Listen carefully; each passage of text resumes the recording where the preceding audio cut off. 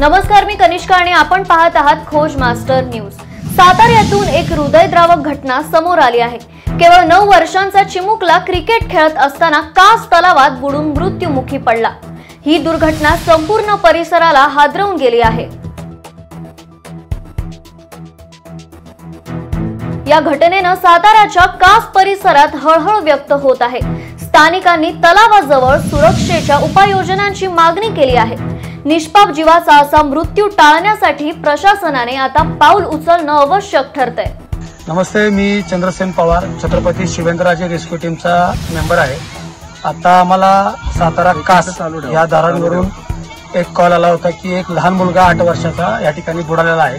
त्या अनुषंगाने येथील असलेली वन समिती तेथील साहेबांनी आम्हाला कॉल केला होता की एक मुलगा बुडाला आहे, आपण या ठिकाणी यावं।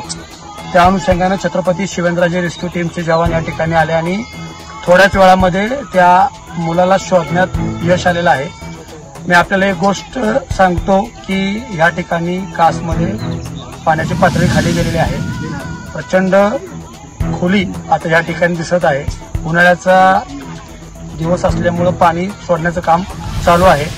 कासला फिरायला येत असताना आपण सर्वांनी दक्षता घ्यावी ही छत्रपती शिवेंद्रराजे रेस्क्यू टीमच्या माध्यमातून व सातारा कास वन समिती, कास फॉरेस्ट आणि येथील ग्रामस्थांच्या वतीनं आम्ही आपल्या सातारकर व महाराष्ट्रातील फिरायला येणाऱ्या सर्व लोकांना विनंती करत आहे की आपण इथे एन्जॉय करायला येत आहे, एन्जॉय नक्की करा, पण स्वतःचा जीव गमवू नका, हे मात्र मी आपण सर्वांच्या वतीनं आपल्याला विनंती करतो। एक चिमुकला जो फक्त खेळत होता आज आपल्यात नाही, अशी दुर्दैवी घटना पुन्हा घडू नये हीच प्रार्थना।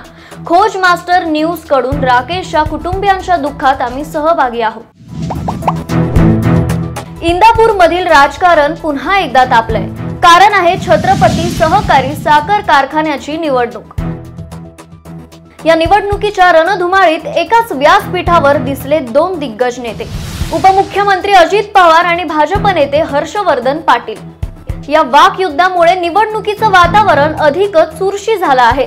आता सर्वांच्या नजरा लागल्या आहेत निकालावर आणि कोण ठरणार साखर कारखान्याचा खऱ्या अर्थाने राजा।